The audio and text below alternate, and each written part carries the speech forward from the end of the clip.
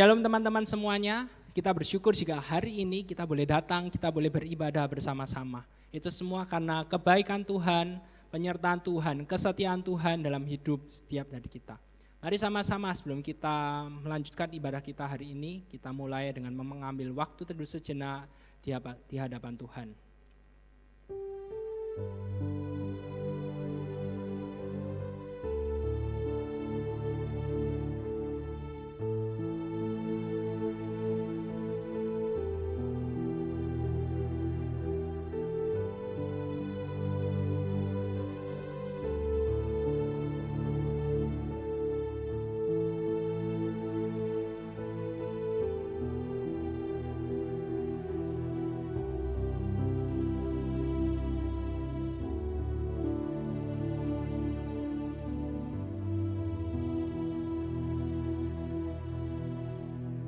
Ibadah kita pagi hari ini kita mulai dalam nama Allah Bapa, Allah Putra, dan Allah Roh Kudus. Amin. Mari sama-sama kita berdoa. Tuhan Allah Bapa kami yang bertahta dalam kerajaan surga, kami mengucap syukur untuk kebaikan Tuhan, penyertaan Tuhan yang tak pernah habis-habisnya, yang terus ada dalam hidup setiap dari kami. Pagi hari ini ketika kami akan beribadah kepadamu, kami mengaku segala dosa-dosa kami di hadapan-Mu, karena kami sadar kami tidak layak, kami hanyalah manusia berdosa yang dapat hadir karena Engkau yang beranugerah kepada setiap dari kami. Kiranya ibadah kami hari ini dapat menjadi ibadah yang berkenan di hadapan-Mu saja. Hanya dalam nama Tuhan Yesus kami telah berdoa. Amin. Teman-teman semuanya, aku ajak setiap dari kita untuk bangkit berdiri. Mari sama-sama kita mengikrarkan pengakuan iman rasuli. Pengakuan iman rasuli. Aku percaya kepada Allah, Bapa yang Maha Kuasa, Khalik langit dan bumi, dan kepada Yesus Kristus anaknya yang tunggal Tuhan kita, yang dikandung daripada Roh Kudus, lahir dari anak darah Maria, yang menderita sengsara di bawah pemerintahan Pontius Pilatus, disalibkan, mati dan kuburkan, turun ke dalam kerajaan maut. Pada hari yang ketiga, bangkit pula dari antara orang mati, naik ke surga, duduk di sebelah kanan Allah, Bapa yang Maha Kuasa, dan dari sana ia akan datang untuk menghakimi orang yang hidup dan yang mati. Aku percaya kepada Roh Kudus, gereja yang kudus dan am, persekutuan orang kudus, pengampunan dosa, kebangkitan tubuh dan hidup yang kekal. Amin. Teman-teman semuanya dipersilahkan untuk duduk kembali. Kita bersyukur untuk pertolongan Tuhan dalam hidup kita. Mari kita mulai ibadah ini dengan menyadari pertolongan Tuhan yang tidak pernah habis.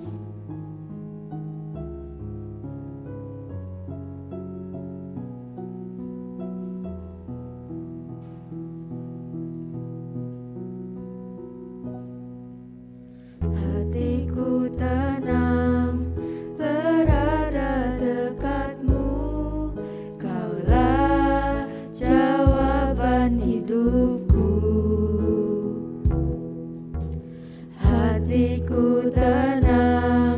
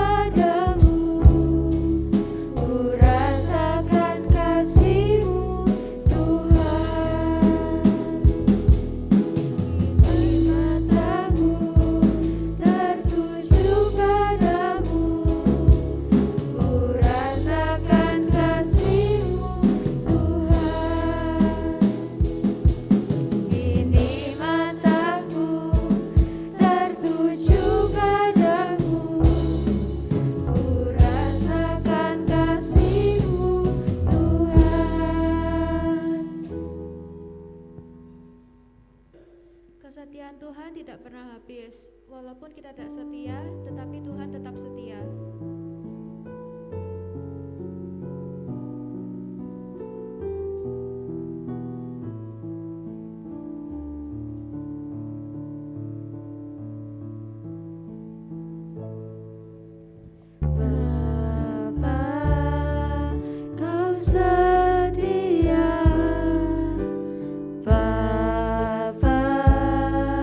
Kau mulia,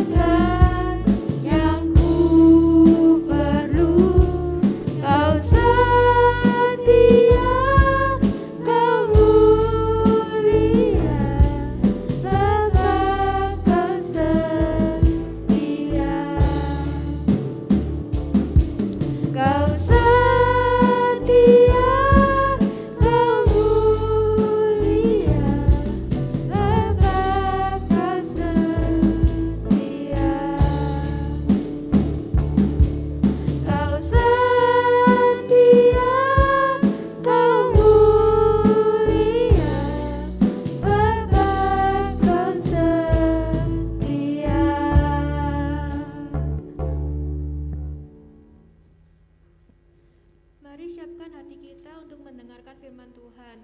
Mari kita jadikan firman Tuhan sebagai pelita dan terang dalam hidup kita.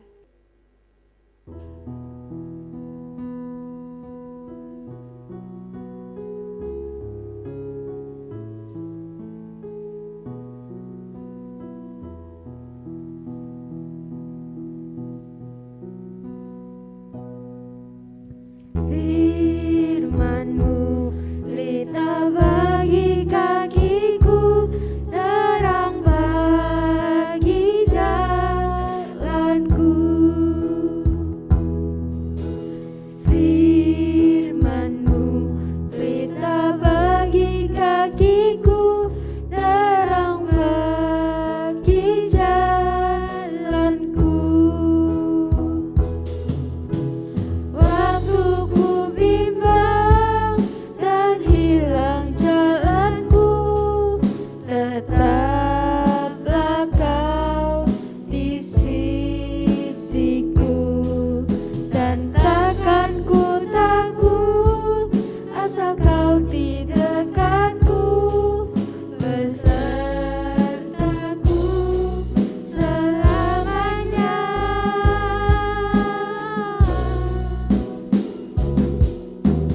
Firman-Mu pelita bagi kakiku, terang bagi jalanku. Firman-Mu pelita bagi kakiku, terang bagi jalanku. Waktu ku bimbang dan hilang jalanku, tetaplah Kau di sisiku, dan takkan ku takut asal Kau di dekatku, besertaku selamanya.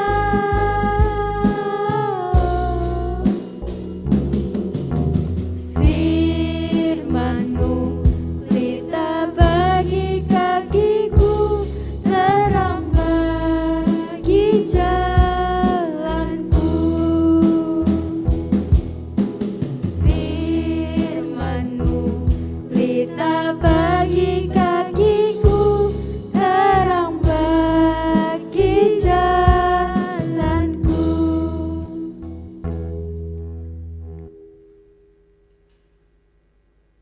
Shalom teman-teman semuanya, mari sama-sama kita berdoa terlebih dahulu. Tuhan Allah Bapa kami yang bertahta dalam kerajaan surga, kami mengucap syukur jika pada pagi hari ini kami boleh datang, kami boleh beribadah, kami telah memuji nama-Mu. Sebentar lagi kami akan mendengarkan kebenaran firman Tuhan, Tuhan yang berbicara kepada setiap dari kami, karena kami siap untuk mendengarkan dan melakukannya dalam hidup setiap dari kami. Hanya dalam nama Tuhan Yesus kami telah berdoa, amin. Teman-teman semuanya, aku mengajak setiap dari kita untuk membuka Alkitab kita yang terambil dari Kejadian 22 ayat yang pertama sampai 19. Kejadian 22 ayat yang pertama sampai 19, firman Tuhan berkata demikian. Setelah semuanya itu Allah mencoba Abraham. Ia berfirman kepadanya, Abraham. Lalu sahutnya, ya Tuhan. Firman-Nya, ambillah anakmu yang tunggal itu yang kau kasihi, yakni Ishak. Pergilah ke tanah Moria dan persembahkanlah dia di sana sebagai korban bakaran pada salah satu gunung yang akan kukatakan kepadamu. Keesokan harinya pagi-pagi bangunlah Abraham. Ia memasang pelana keledainya dan memanggil 2 orang bujangnya beserta Ishak anaknya. Ia membelah juga kayu untuk korban bakaran itu, lalu berangkatlah ia dan pergi ke tempat yang dikatakan Allah kepadanya. Ketika pada hari ketiga Abraham melayangkan pandangnya, kelihatanlah kepadanya tempat itu dari jauh. Kata Abraham kepada kedua bujangnya itu, tinggallah kamu di sini dengan keledai ini. Aku beserta anak ini akan pergi ke sana. Kami akan sembahyang, sesudah itu kami kembali kepadamu. Lalu Abraham mengambil kayu untuk korban bakaran itu dan memikulkannya ke atas bahu Ishak anaknya. Sedang di tangannya dibawanya api dan pisau. Demikianlah keduanya berjalan bersama-sama. Lalu berkatalah Ishak kepada Abraham ayahnya, Bapa, sahut Abraham, ya anakku. Bertanyalah ia, di sini sudah ada api dan kayu, tetapi di manakah anak domba untuk korban bakaran itu? Sahut Abraham, Allah yang akan menyediakan anak domba untuk korban bakaran baginya, anakku. Demikianlah keduanya berjalan bersama-sama. Sampailah mereka ke tempat yang dikatakan Allah kepadanya. Lalu Abraham mendirikan mezbah di situ, disusunnya kayu, diikatnya Ishak anaknya itu, dan diletakkannya di mezbah itu, di atas kayu api. Setelah itu Abraham mengulurkan tangannya lalu mengambil pisau untuk menyembelih anaknya. Tetapi berserulah malaikat Tuhan dari kepadanya, Abraham, Abraham, sahutnya, ya Tuhan. Lalu ia berfirman, jangan bunuh anak itu dan jangan kau apa-apakan dia. Sebab telah ku ketahui sekarang bahwa engkau takut akan Allah dan engkau tidak segan-segan untuk menyerahkan anakmu yang tunggal kepadaku. Lalu Abraham menoleh dan melihat seekor domba jantan di belakangnya yang tanduknya tersangkut dalam belukar. Abraham mengambil domba itu lalu mengorbankannya sebagai korban bakaran pengganti anaknya. Dan Abraham menamai tempat itu Tuhan menyediakan. Sebab itu sampai sekarang dikatakan orang, di atas gunung Tuhan akan disediakan. Untuk kedua kalinya berserulah malaikat Tuhan dari langit kepada Abraham. Katanya, aku bersumpah demi diriku sendiri, demikianlah firman Tuhan. Karena engkau telah berbuat demikian dan engkau tidak segan-segan untuk menyerahkan anakmu yang tunggal kepadaku, maka aku akan memberkati engkau berlimpah-limpah dan membuat keturunanmu sangat banyak seperti bintang di langit dan seperti pasir di tepi laut. Dan keturunanmu itu akan menduduki kota-kota musuhnya. Oleh keturunanmu lah semua bangsa di bumi akan mendapat berkat karena engkau mendengarkan firmanku. Kemudian kembalilah Abraham kepada kedua bujangnya dan mereka bersama-sama berangkat ke Beersheba dan Abraham tinggal di Beersheba. Teman-teman semuanya, apakah setiap dari kita sudah pernah menonton film yang satu ini? Judulnya adalah A Family Man. Film ini menceritakan seorang pria muda yang memiliki karir yang sangat sukses dalam pekerjaannya. Ia bekerja semaksimal mungkin, menyelesaikan setiap target yang diberikan kepadanya itu tepat waktu. Ia sukses dalam pekerjaannya, tetapi ia akhirnya harus mengorbankan waktu dengan keluarganya. Istrinya itu sampai bilang seperti ini di dalam film tersebut. Kamu itu hanya numpang aja di rumah ini. Pulang, tidur malam, bangun pagi, siap-siap dan bekerja. Tidak ada waktu untuk keluarga ini. Teman-teman semuanya, tetapi hidupnya itu berubah ketika anaknya yang paling tua itu didiagnosis sakit kanker. Di titik itu, ia harus memilih entah memprioritaskan pekerjaannya dan karirnya atau menghabiskan waktu dengan anaknya yang paling tua yang sedang mengidap penyakit kanker itu, karena dia tidak tahu kapan anaknya ini tuh akan meninggal. Nah, dalam kebingungannya itu ia akhirnya memutuskan untuk melepaskan pekerjaannya, karirnya, dan akhirnya mendampingi pengobatan anaknya sampai akhirnya anaknya itu sembuh. Teman-teman semuanya, kalau kita melihat film ini, maka film ini itu benar-benar menggambarkan realita kehidupan setiap dari kita. Bagaimana setiap dari kita sebagai manusia, kita ini tuh harus memprioritaskan suatu hal dalam hidup setiap dari kita. Bukan hanya harus, tapi kita pasti akan memprioritaskan suatu hal yang penting dalam hidup setiap dari kita. Dan apa yang kita prioritaskan, itu pasti akan selalu kita dahulukan. Kita pasti akan punya waktu, kita akan mengorbankan waktu, tenaga, uang kita bahkan buat apa yang penting, karena itu sudah menjadi prioritas dalam hidup setiap dari kita. Dan kalau misalnya kita melihat bersama-sama pandemi COVID-19 ini, salah satunya itu menyadarkan setiap dari kita sebenarnya apa sih yang benar-benar penting dalam hidup setiap dari kita. Koko ulangi sekali lagi, pandemi COVID-19 itu salah satunya menyadarkan setiap dari kita sebenarnya apa yang benar-benar penting dalam hidup ini. Mungkin sebelum pandemi ini banyak sekali orang yang berpikir bahwa memiliki uang yang banyak itu adalah hal yang penting yang harus diperjuangkan.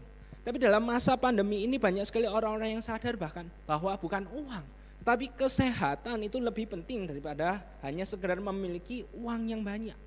Mungkin juga ada orang yang dulunya sebelum pandemi berpikir bahwa menjaga gengsi hidup ini itu adalah hal yang penting yang harus dijaga.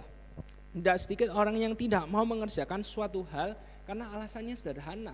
Gengsi dong, maksud aku harus mengerjakan pekerjaan tersebut. Tapi dalam masa pandemi ini pun akhirnya Tidak ada yang namanya gengsi-gengsian itu lagi. Yang penting bisa bekerja, yang penting apapun pekerjaannya itu bisa dikerjakan halal, menghasilkan uang, dan bisa menghidupi kehidupan setiap kebutuhan-kebutuhan yang ada di hidupnya itu. Teman-teman semuanya, ketika kita melihat hal ini, kita menjalani pandemi ini, pertanyaan buat setiap dari kita adalah, apakah hal yang terpenting bagi setiap dari kita? Kau mengajak setiap dari kita untuk memikirkan pertanyaan ini dengan sungguh-sungguh, khususnya sekarang masih di awal bulan Maret di tahun 2021.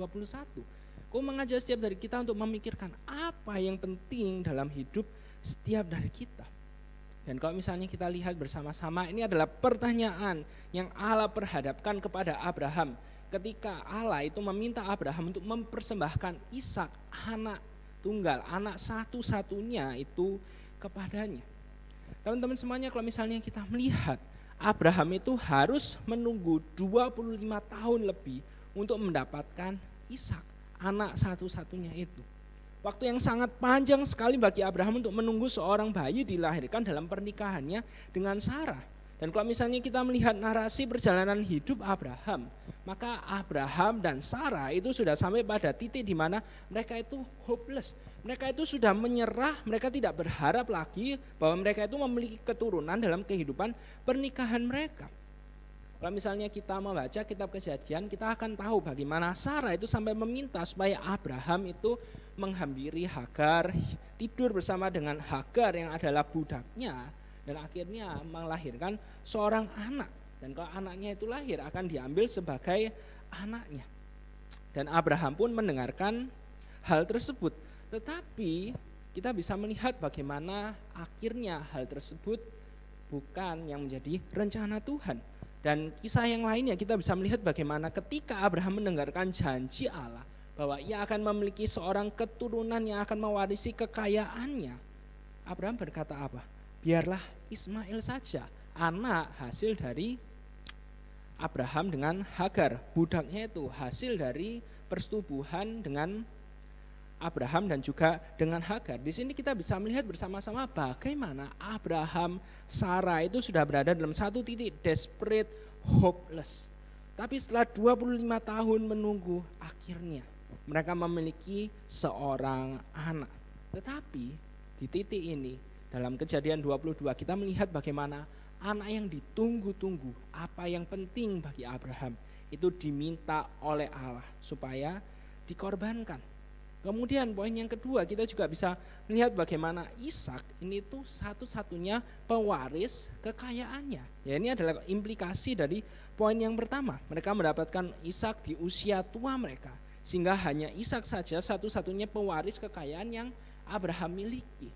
Dan yang ketiga, kalau misalnya kita melihat konteks cerita dari Abraham ini, maka kita bisa melihat pada titik ini Ismail dan Hagar ini itu sudah diusir. Nah, ini poin yang sangat penting sekali, karena kalau misalnya kita melihat narasi cerita dari kehidupan Abraham dan Sarah, maka kehadiran Ismail dan Hagar ini merupakan bumbu yang menarik sekali dalam kehidupan Abraham.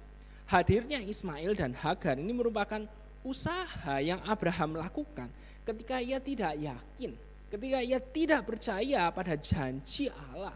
Ia tidak yakin bahwa janji Allah itu akan terpenuhi, akan terjadi di dalam hidupnya. Hadirnya Ismail dan Hagar ini merupakan usaha Abraham untuk menghadirkan apa yang namanya itu kepastian dalam hidupnya. Dia mengharapkan ada seorang yang akan mewarisi kekayaannya dan dia memiliki jalan yang lain, yaitu Ismail dan Hagar. Tapi kalau misalnya kita melihat di pasal 21, persis satu pasal sebelum pasal yang ke-22, kepastian yang diusahakan oleh Abraham itu hilang dalam kehidupannya. Abraham mengusir Ismail dan Hagar. Dan sekarang satu-satunya harapan dalam hidupnya cuma Ishak. Dan pada titik ini Allah meminta Ishak. Allah meminta Abraham untuk mengorbankan Ishak. Teman-teman semuanya bisa dibayangkan bagaimana kondisi Abraham pada saat itu. Kalau misalnya, ini misalnya coba bayangkan, kalau misalnya Ismail itu masih ada, masih belum diusir, mungkin kok berpikir Abraham itu masih bisa lebih lega. Mungkin dalam hatinya Abraham berpikir, ya oke lah, Ishak dikorbankan, masih ada Ismail. Masih ada yang akan menjadi pewaris kekayaannya meskipun Ishak nanti akan meninggal. Tetapi kita melihat dalam kondisi ini, dalam titik ini, semua harapan itu sudah tidak ada. Usaha yang dia usahakan, yang dia lakukan dalam hidupnya juga sudah tidak ada. Ismail tidak ada, Hagar sudah tidak ada. Dan sekarang Ishak itu diminta oleh Allah. Pada titik ini, Abraham itu diperhadapkan pada dua pilihan, yaitu taat pada perintah Allah atau melindungi Ishak dari permintaan Allah yang tidak masuk akal tersebut. Nah, ketika kita melihat hal ini, aku ingin bertanya kepada setiap dari kita. Ketika Allah meminta apa yang penting dalam hidup setiap dari kita, apakah yang akan menjadi respon setiap dari kita? Coba pikirkan baik-baik. Ketika Allah meminta apa yang penting dalam hidup setiap dari kita, apakah yang akan menjadi respon setiap dari kita? Apakah yang akan kita jawab, kita berikan terhadap pertanyaan ini? Ketika Koko mempersiapkan renungan ini untuk pagi hari ini, Koko juga bertanya sama dirinya Koko sendiri. Kalau misalnya Tuhan itu meminta apa yang penting dalam hidupnya Koko, siapkah Koko ini itu memberikan semuanya itu kepada Tuhan? Tentu ini bukanlah pertanyaan yang mudah sekali untuk Koko jawab. Sebagai hamba Tuhan pun Koko bergumul dengan hal ini. Apakah yang akan kita lakukan kalau misalnya Tuhan itu meminta uang kita, uang yang kita miliki Tuhan minta kemudian untuk diberikan bagi pelayanannya?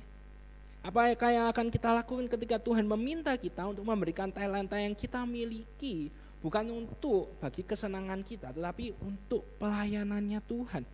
Apakah yang akan kita lakukan ketika kita harus putus misalnya dari pacar yang sangat kita sayangi, tetapi ternyata relasi tersebut tidak membuat kita lebih mencintai Tuhan? Apakah yang akan kalian semuanya lakukan kalau misalnya Allah itu mengambil apa yang penting dalam hidup setiap dari kita? Teman-teman semuanya, kalau misalnya kita melihat dalam firman Tuhan, khususnya dalam perjanjian baru dan juga dalam perjanjian lama, kita bisa melihat bagaimana seringkali Allah itu meminta kita untuk memilih, memprioritaskan mana yang akan kita prioritaskan, mengikut dirinya atau melakukan apa yang kita senangi. Kalau misalnya kita melihat yang pertama dalam Markus pasal yang pertama, ayat yang ke-16 sampai 20.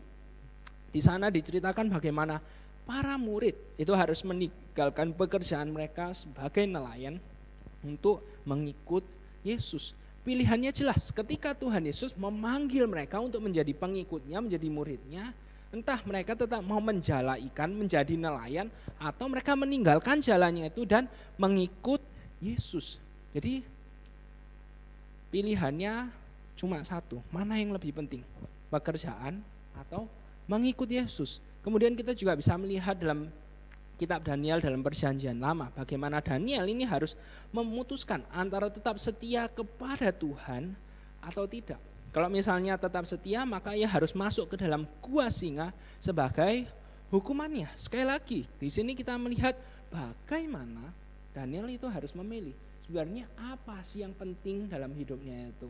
Pekerjaannya, dia sudah memiliki jabatan yang tinggi, atau dia itu tetap mau mengutamakan, mementingkan relasinya dengan Tuhan.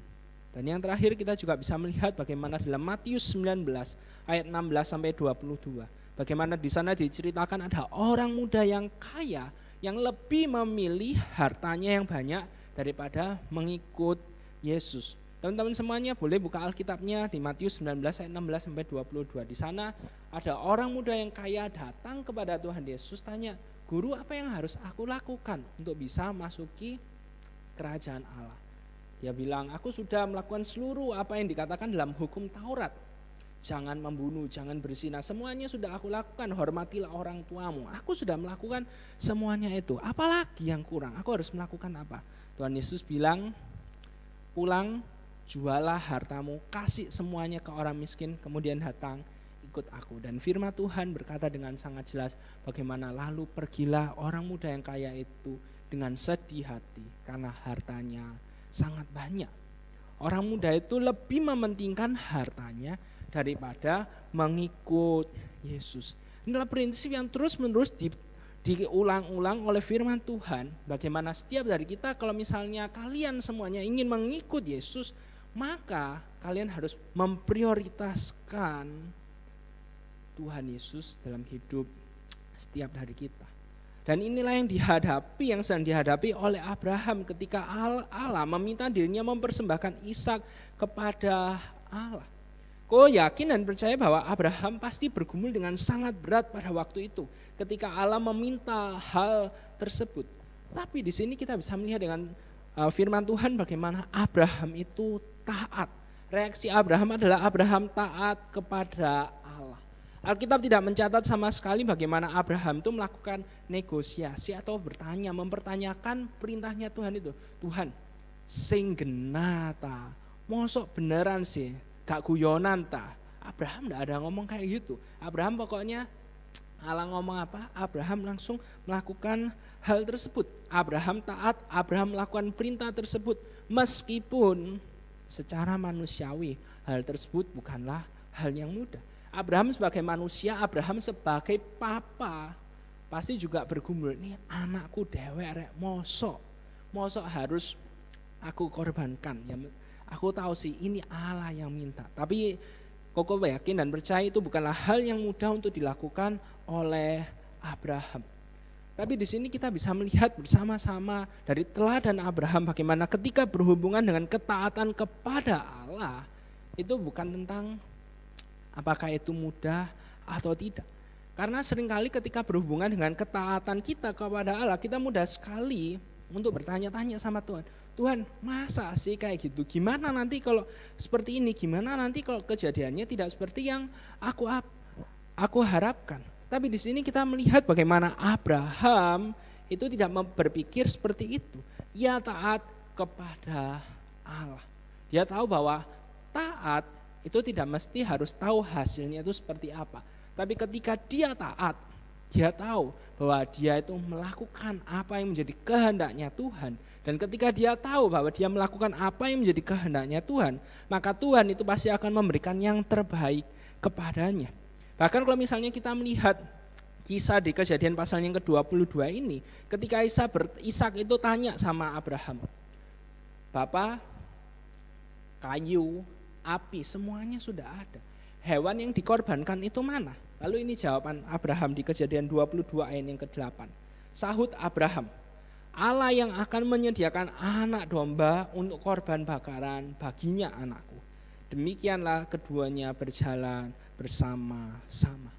Teman-teman semuanya, di sini kita melihat bagaimana dalam ketidakpastian, dalam ketidaktahuannya, Abraham itu memberikan jawaban yang menunjukkan betapa besar imannya kepada Allah.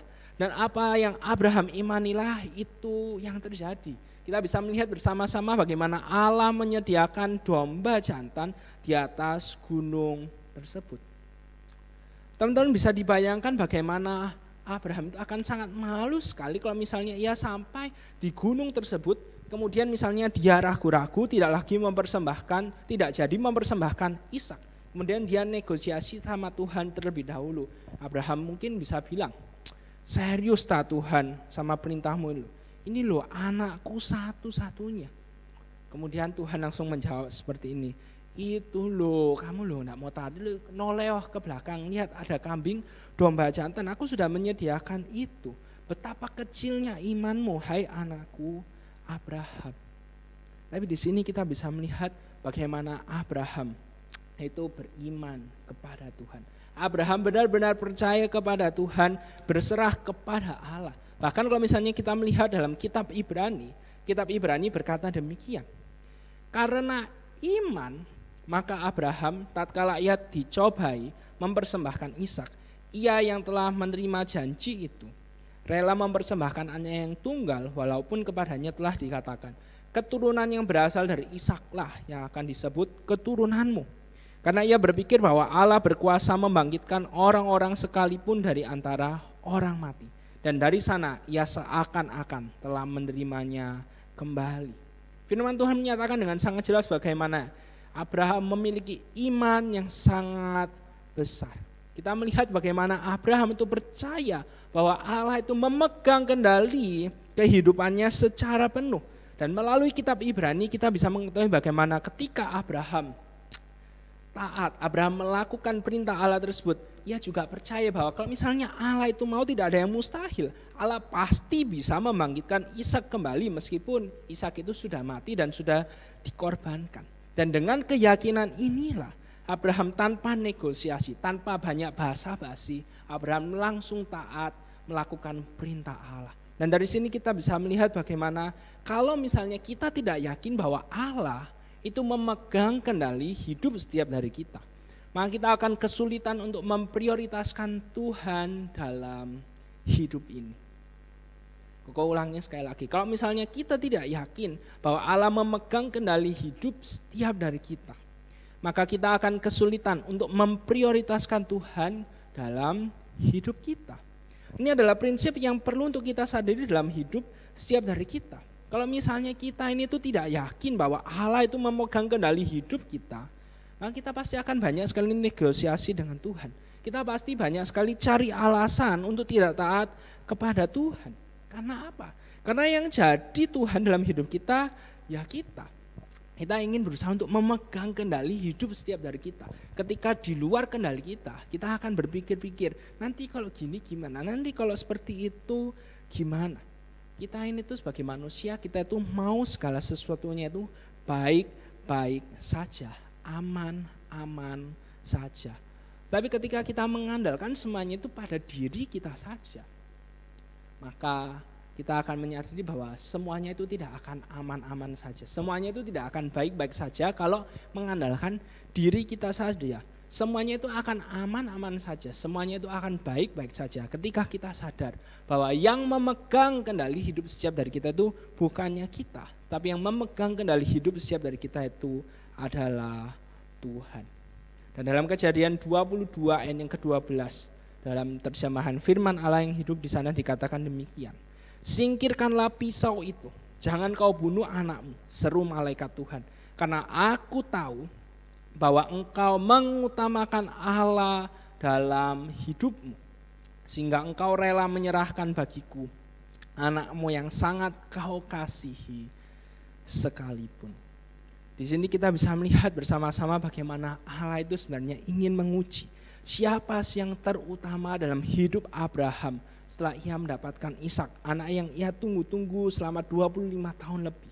Apakah Allah itu tetap menjadi yang terutama dalam hidupnya? Atau sekarang Ishak yang menjadi terutama, yang mendapatkan prioritas dalam hidup Abraham. Dan di sini kita melihat bagaimana Abraham lulus ujian tersebut. Ia terbukti tetap mengutamakan Tuhan dalam hidupnya. Meskipun yang diminta oleh Allah itu adalah hal yang sangat penting, hal yang sangat ia cintai, hal yang sangat ia sayangi dalam hidupnya. Teman-teman semuanya, pertanyaannya buat setiap hari kita. Ketika kita akan menjalani kehidupan kita selama tahun 2021 ini, siapakah yang terutama, siapakah yang terpenting dalam hidup kalian semuanya? Mari sama-sama kita pikirkan, renungkan pertanyaan ini dengan sungguh-sungguh. Dan Tuhan akan terus bertanya dan Tuhan ingin melihat apakah setiap dari kita setia kepadanya, apakah setiap dari kita tetap mau terus memprioritaskan Tuhan di atas segala-galanya. Amin. Mari sama-sama kita berdoa. Tuhan Allah Bapa kami yang bertahta dalam kerajaan surga, firman-Mu telah diberitakan pada pagi hari ini, dan kiranya setiap dari kami yang telah mendengarkannya, kami dapat melakukannya dalam hidup setiap dari kami. Biarlah dalam hidup setiap dari kami sejak masa muda kami mau terus memprioritaskan Tuhan dalam hidup setiap dari kami. Dalam apapun yang kami lakukan, biarlah yang menjadi prioritas utama bagi kami adalah Engkau dan bukan hal-hal yang lainnya. Mampukan setiap dari kami untuk setia melakukan dan menaati kebenaran firman Tuhan ini. Hanya dalam nama Tuhan Yesus kami telah berdoa. Amin. Persembahan adalah wujud syukur kita kepada Tuhan. Maka dari itu mari kita persiapkan yang terbaik kita berikan kepada Tuhan.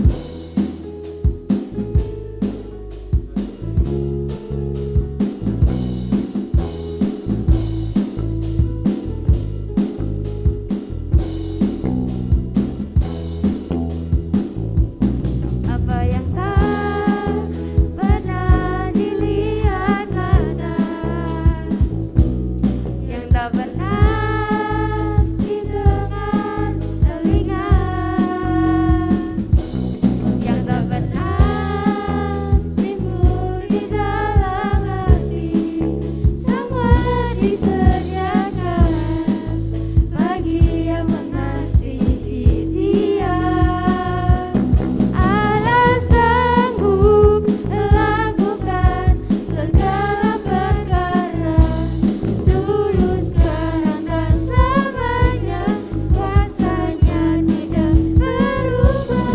Allah sanggup melakukan segala perkara, dulu, sekarang, dan selamanya. Kuasanya tak berubah.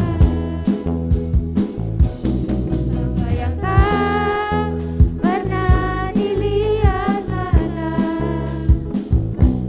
yang tak pernah didengar telinga, yang tak pernah timbul di dalam hati, semua disediakan bagi yang mengasihi Dia. Allah sanggup melakukan segala perkara, dulu, sekarang, dan selamanya. Kuasanya tidak berubah. Allah sanggup melakukan segala perkara, dulu, sekarang, dan selamanya. Kuasanya tak berubah. Allah sanggup melakukan segala perkara, dulu, sekarang, dan selamanya.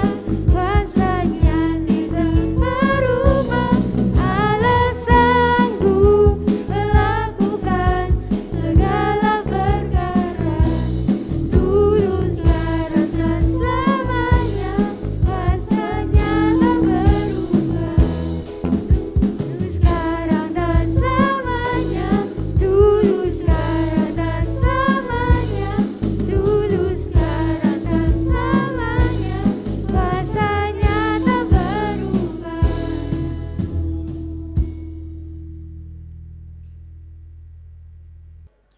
Mari sama-sama kita berdoa. Tuhan Allah Bapa kami yang bertahta dalam kerajaan surga, inilah persembahan yang telah kami kumpulkan. Biarlah persembahan yang telah kami kumpulkan ini dapat digunakan untuk memperluas pekerjaan tangan Tuhan, dan kami juga menyerahkan untuk setiap orang-orang yang mengelola persembahan ini. Biarlah mereka memiliki hati yang takut akan Tuhan, sehingga persembahan ini dapat digunakan semaksimal mungkin untuk pekerjaan tangan Tuhan. Dan kami pada saat ini juga mau berdoa menyerahkan untuk bangsa kami Indonesia dan juga seluruh bangsa di dunia, khususnya dalam menghadapi pandemi COVID-19 ini. Tuhan, kami bersyukur jika di awal tahun 2021 ini ada secercah harapan bagaimana vaksin terus digencarkan, terus dibagikan kepada masyarakat umum. Tuhan, kami mau berdoa agar vaksin yang dibagikan ini benar-benar efektif, sehingga akhirnya kami sama-sama dapat mengakhiri pandemi COVID-19 ini, dan kami dapat hidup normal kembali. Dan terlebih lagi, biarlah dalam menghadapi semuanya ini kami dapat terus berharap, bersandar kepadamu saja. Karena kalau tidak kepadamu, kepada siapa kami dapat menyandarkan hidup setiap dari kami. Dan pada saat ini kami juga mau berdoa menyerahkan untuk setiap dari kami sebagai anak-anak Tuhan dalam menghadapi pandemi COVID-19 ini. Tuhan yang tolong agar setiap dari kami dalam menghadapi pandemi ini, kami dapat tetap hidup seturut dengan kehendak-Mu. Kami bukan hanya melakukan apa yang menguntungkan diri kami sendiri, tapi kami mau coba untuk melakukan apa yang Engkau inginkan. Kami dapat memperhatikan sesama kami, orang-orang yang membutuhkan di sekitar kami. Tuhan, inilah doa-doa setiap dari kami menyerahkan semuanya hanya ke dalam tangan-Mu saja. Hanya dalam nama Tuhan Yesus kami telah berdoa. Amin. Teman-teman semuanya, Koko mengajak setiap dari kita untuk bangkit berdiri. Mari sama-sama kita mengakhiri ibadah kita hari ini. Kita nyanyikan lagu Doxologi.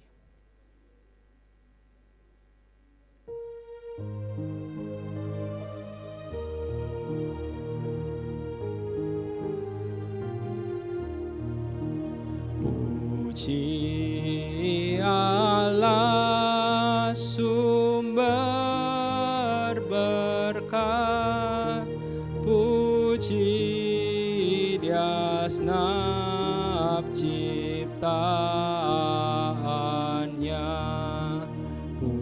Puji Dia para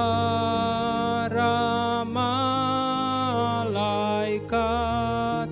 Bapa, Putra, dan Roh Kudus. Amin.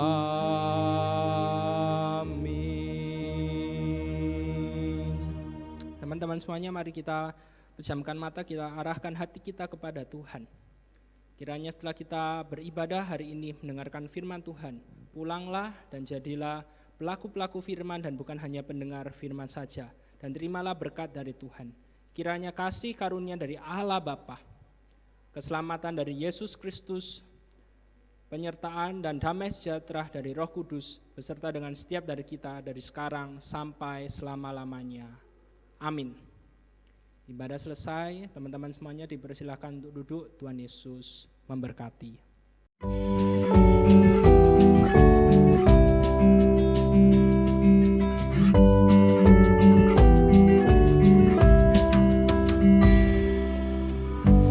Tuhanlah kekuatan dan mazmurku, Dia gunung batu dan keselamatanku. Hanya padamu hatiku percaya, Kaulah menara dan kota perlindungan.